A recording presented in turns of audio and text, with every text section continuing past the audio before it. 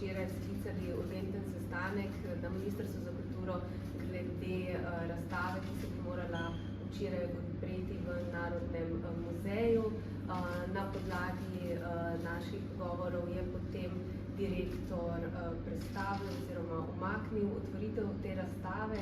Danes pa me je obvestil, da o nameri o odstopu, kar je tudi javno povedal pred nekaj minutami, ker je imel svojo tiskovno konferenco.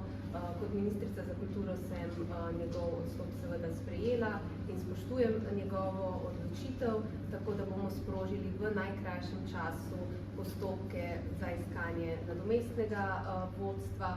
Hkrati pa bomo poskrbeli, da bo muzej, Narodni muzej dobro voden, kvalitetno, kot je tudi napovedal že predsednik vlade.